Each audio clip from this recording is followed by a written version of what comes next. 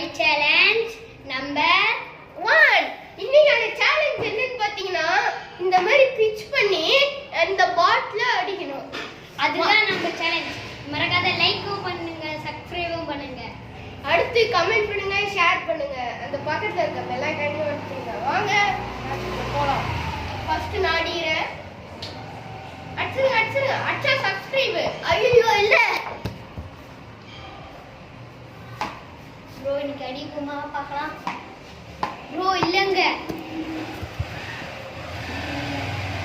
அடிக்கலாம் தான் பாக்குறேன்.